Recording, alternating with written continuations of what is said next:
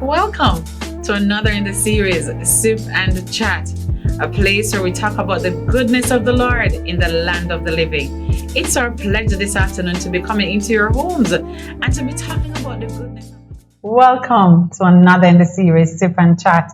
I'm your host, Leleith Tomlinson, and it's indeed a pleasure to be able to join you another day. We give God thanks for everything. All good gifts around us are indeed sent from heaven above, and we give God thanks for life. And most importantly, we're now in the month of May, and we're celebrating Child's Month. May is such a packed month. We have Teachers Appreciation, we have Child's Month, and we have on Mother's Day. How could I forget that one? So it's really a month packed with activities. And so today we're going to be focusing on our children, and we were looking at the children under siege, and then we're going to move the conversation along to actually how do we, really impregnate hope into these children as they move forward. Because like Whitney Houston's song says, the children are indeed the future. And the reality is that the future is already here.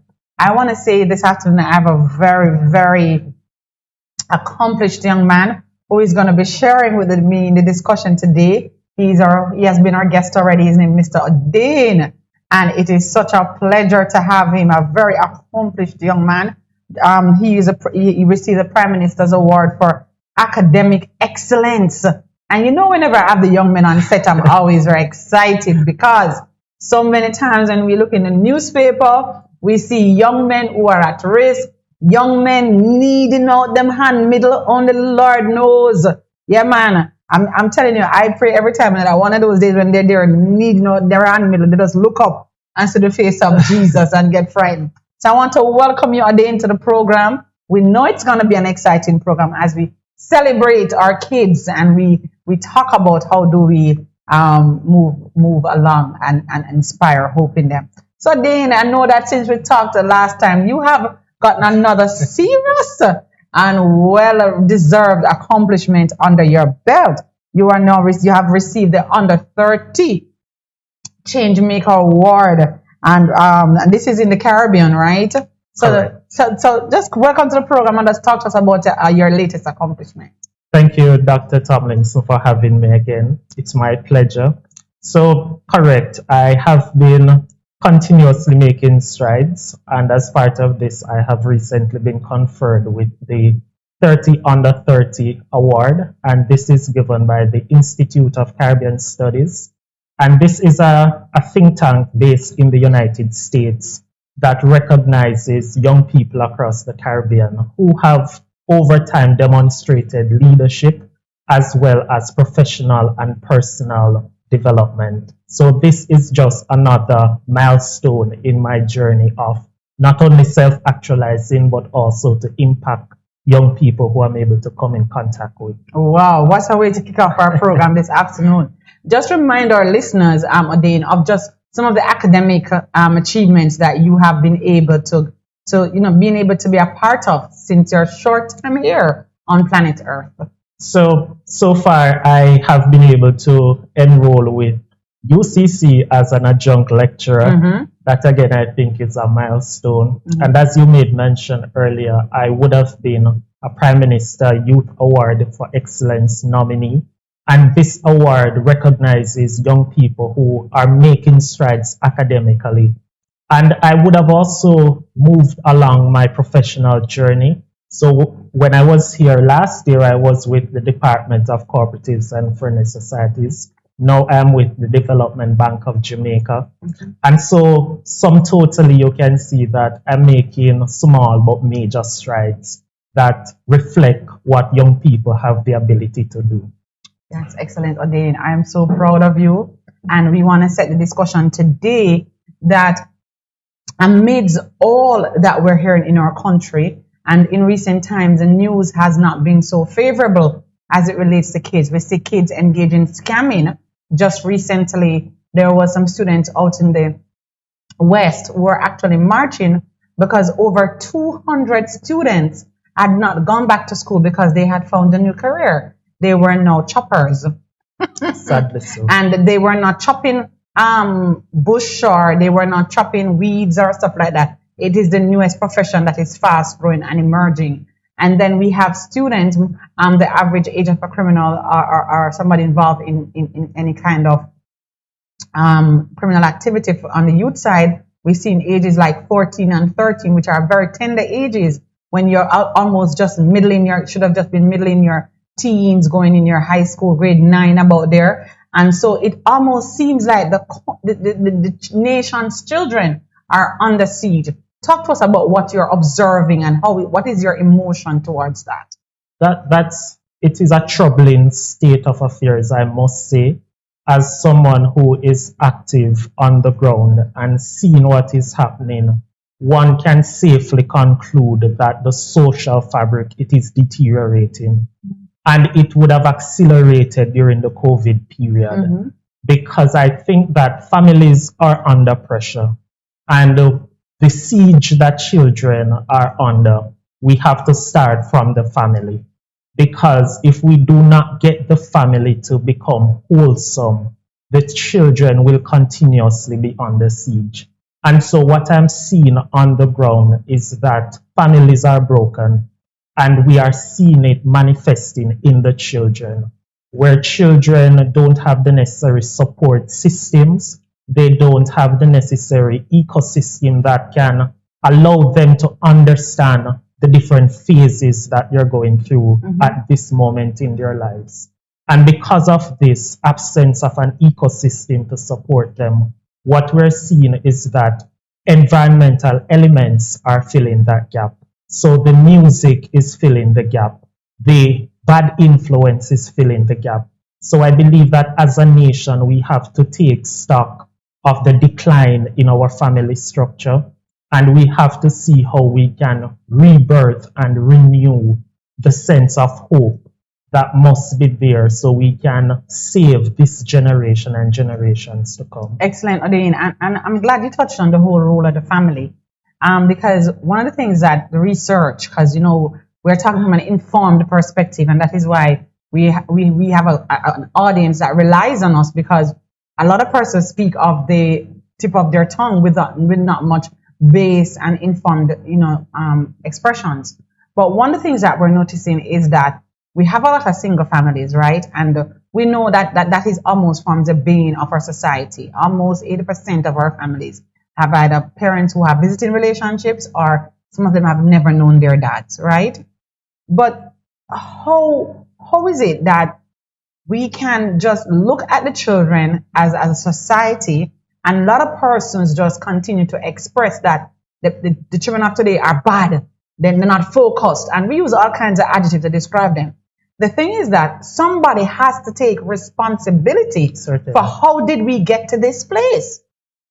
And I think the time spent now in just maligning the children, speaking doom and gloom over the children, should be a time when we said, how did we get to this place? And so I'm glad that you highlighted the fact about family. So talk to us a little bit, Odane, about how you see the family structure has transcended over time. What has been some of the missing ingredients? Because we have always had single families, and we've always had poverty, yes. Right? I know. I think I can talk a little bit for you and a little bit for me. That we have grown up in poverty. So, what are some of the things that you see that has caused this deterioration of the structure, the ecosystem that you so rightly refer to? I think at the core of that deterioration is how the society has deteriorated, in the sense that persons have now grown or have now reached a point where it is about self. And because of that focus on self, the community is no longer raising the child. I'm glad you said that. Hold the point, because that is what I want to also establish in terms of, because if we're going to say how do we get it back, we have to look at what is missing. So that's a very important point. The whole issue of it still takes a village to raise a child. And we really want to reiterate that to our audience today, that the village concept of raising children is very, very critical. Because what is happening, Odane, as you have said, is that some parents, they don't even have the time to scratch their head. But when their child goes out of line, because of how society has evolved, you do no evil, see no evil. So you don't Certainly. want, gone are the days when if you saw somebody's child going out of line, you could speak to that child. No, if you dare to interfere, you know what I'm saying? There's somebody looking for you to get you, and this happens even in the schools. Certainly. So continue to talk to us about the community and its importance in rearing children. Certainly. So we have to see how we can get the community back involved. And I think it goes to the twinned relationship with the family, education, and the church. Because I believe that the school has an important role to play. But what we're seeing here is that the school is virtually in a competition with the home. Because children, when they go into the school environment, values are imbued. But when they go into the home environment, those values are undermined by what is seen within the family. So it's like a tug on war. It is a tug on war. So I think what needs to happen is there needs to be a concerted effort to focus on community-based programs that can build more stronger parenting skills. And this is where the Parenting Commission comes in and plays an important role. Because if you should look at the demographics of those becoming parents, one could arguably argue that they are children themselves.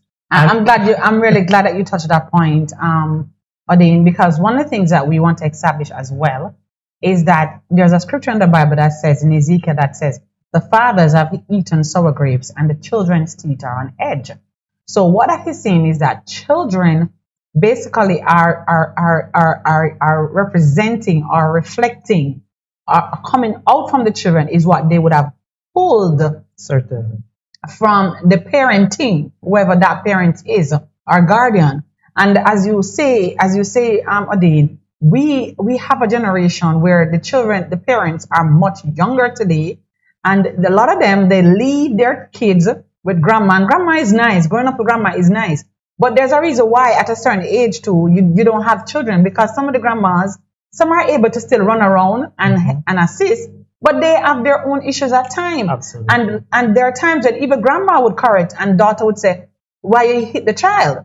So the point we want to establish is that conflict between persons trying to impart strong values and then this other person trying to say, well, that is not what I want, or that is not what I want my child to be told. So there is this conflict. Gone are the days when the values were more in tandem with each other, and there was this level of agreement. I think about it in the same way that even if you had a parent who wasn't even a saved parent, or even if the parent was a drunk, right? Because we had some of those parents, right? They would sometimes would say to the children, don't drink no rum, or don't do this, don't smoke. And some of them would deliberately try that some of the habits that they have that were not habits that they want their children to emulate, not represent it in front of the child.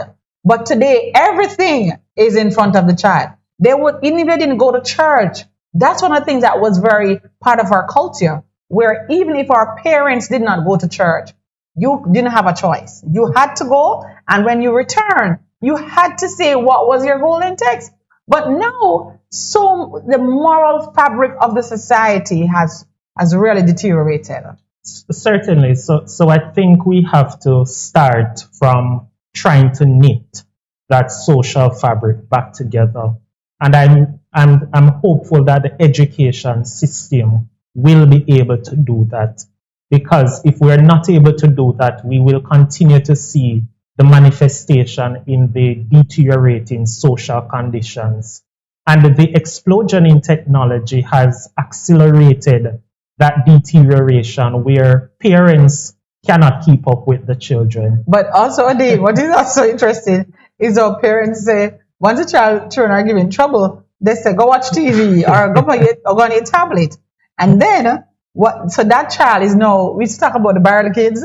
Well, now we have the phone kids and the internet kids and the tablet kids, because they are their new companion. They are their relatives. I mean, kids are now forming relationships with kids that they have never seen, playing games with children they have never seen, talking to people who they have never met. And what that has done is that it has also opened a door that probably we wouldn't want to have had open. But that is the reality of the society. And the technology that we speak about is very, very impactful. Talk to us more about technology, because there's something I want to highlight as well to parents during this Child's Month. Certainly. So the technology in principle, it can assist to make our lives better. Mm-hmm. But what the technology has done is to bring forward certain things that parents would have controlled in how they administer it to their children. Mm-hmm. But because of this increased exposure and the absence of the support mechanism to put some things into context, a lot of the children are now acting out what they're deriving from the technology. Mm-hmm.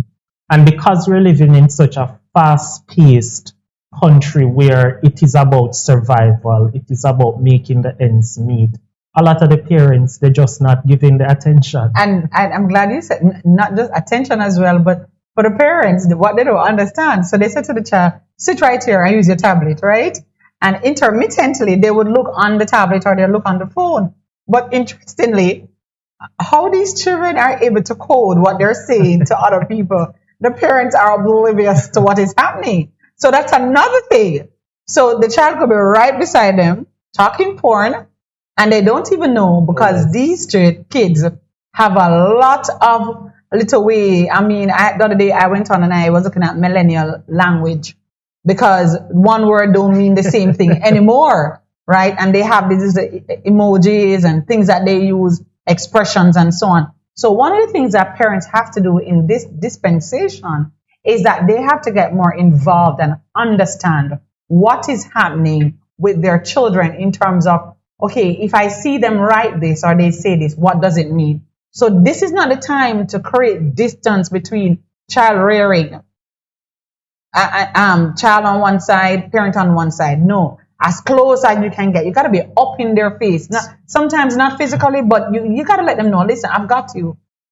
And I've got you in a sense that if you're hurt, and I want to talk about that, if you're hurt, I'm here. And when I need to make you know that you're wrong, I'm going to be here. Talk about that kind of bonding that we see happening as well, because a lot of children are out there, they're hurting.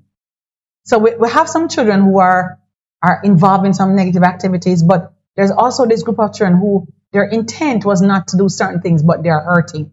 Hurt is coming from the place that love should be.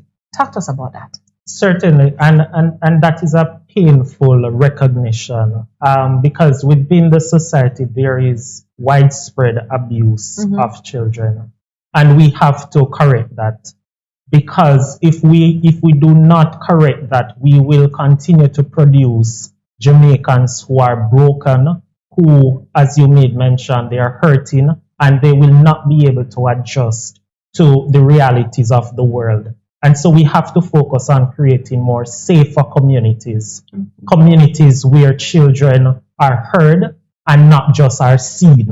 Because too many families exist where if the child says someone touched them inappropriately, the child is run away, the child is dismissed.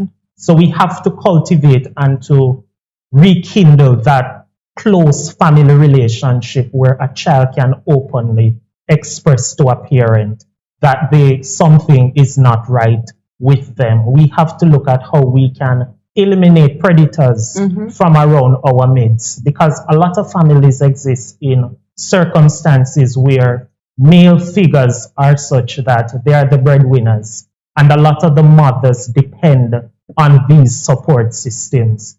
But we know for a fact that a lot of instances exist where these children, they are being abused, and a lot of mothers turn the blind eye against instances of this. So we have to see how we can rebuff this kind of reality and to venture on a part where we can eliminate predators and to create a more safe and wholesome environment for our children to grow up in. Interesting. Boy, this discussion is so enlightening. So what we're seeing to our viewers out there is that children are under siege in many, many ways, right? We're talking about neglect. So we have parental neglect, where physically a parent that says, you know what, I can't do this anymore, I'm going to send it to the country, or emotional neglect, where even though the parent is in the home, and I really want to emphasize this, the parent is in the home, or the parents are in the home, but there is no contact with the child. Certainly. And we know that this is important because one of the things that the gang culture has also taught us, again, research, is that some of these young boys, when they join the gang, if you look on the path, is that one of the things when you get into a gang, there's affirmation, wicked my youth, good my youth, pat on the shoulder, there's a hierarchy, they climb up the hierarchy. And yet a lot of persons in Jamaica, they'll have these kids and they never look at their kids or child and say, I love you. How powerful is I love you to a child, Odane? It is quite powerful. That affirmation, as you mentioned, it fills a void. And because a lot of children are growing up with a void, they seek to fill that void somewhere else. And that is why the gang culture has been sustained, because it is a conveyor belt where there is constantly a deficit within the society, and the gangs have successfully been able to fill that deficit. So we have to look at how can we create more loving environment and to re-socialize our citizens to openly affirm their children. So children know that they're valued, they know that their points are important, and they are able to openly articulate how they're feeling, what problems they might be facing. And I think culturally, Odane, it's something that we really have to look at, because sometimes we think that material things, it is an expression of love, but nothing beats the verbal expression. Certainly. I love you. And a lot of times that is not practiced in childhood, and so they grow up and not hearing it and so on. And so the first time that they hear it, or it is expressed to them, not necessarily in the right way, they say, wow, I've arrived at this place where somebody's saying to me, I love you. And so parents out there in this child's month, it just starts. You have to start somewhere. If you're sitting beside your child right now, I want you to reach over to that child, give that child a hug, and tell that child, I love you. And even if you are with your mother this Sunday, tonight, and you're with your mother, just hug because you still have some big children, who's still waiting for that expression of love from their mom. And I think about it so much that we have to start somewhere. And I always believe that all hope is not gone, right? And that we still have to do it. Today, as we're here talking, it's also Mother's Day. And so I just want us, as we look on it's Child's Month, but we're also celebrating Mother's Day. I just want you to talk about how important mothering is, and also to give a shout out to your own mom. Thank you so much, Dr. Tomlinson. Mothering, it is a skill that it is not taught. And I think we have to look more on how can we cultivate some of this through formal training. But mothering is an important thing. It is the point where relationship is established. And within the culture, I believe that mothering has now reached a point where it is not what it used to be.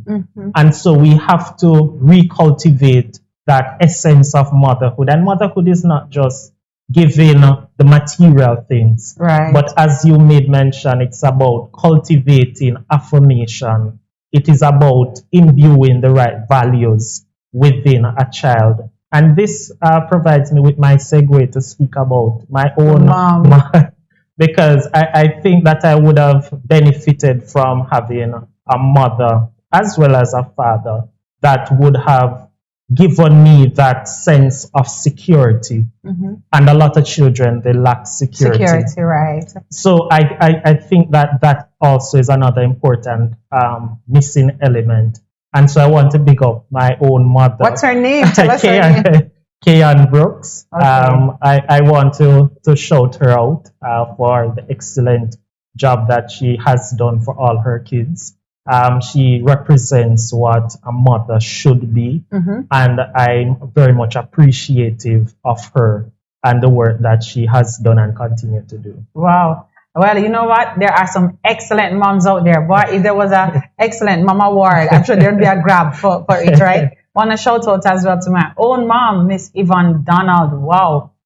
She really epitomized what it means to really be there for your child, made some serious decision during her early parenting role, stopped working because she would be at work because of where we lived, and we didn't have an official gate.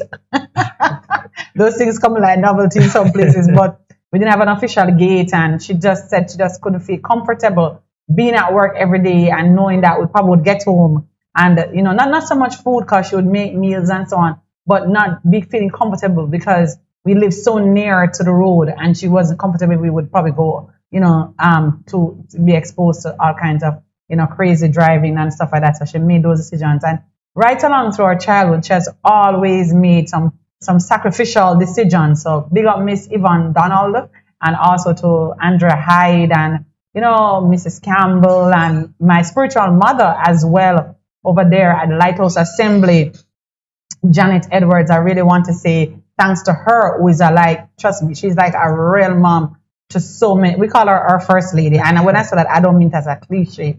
She's a real first lady and a first mom, if there's such a word. But thanks so much to all the mothers in our society who continue to stand in the gap on behalf of so many children who don't have their biological mom. Your closing word, Odane? My closing words is for us to re-envision this whole business of rearing children, because as it is now, we are not optimally achieving what we are to achieve. So we must look at how to create more safe space for children so they can grow to achieve their fullest potential. Well, you heard it from a young man. And I believe that there is hope. I know that the theme for this year's Child's Month is very important, and we just want to reiterate it here on the set, that children need our love and protection. Get involved. And that's what we want to do here on Sip and Chat and MTM by extension. We want to get involved through our different programs to remind the people that children are indeed a gift from God, and we'll be all held accountable to how we treasured and treated that gift. Until next time, I want to say thank you so much, Odane, as we continue to sip and chat here and remind you that children are our future.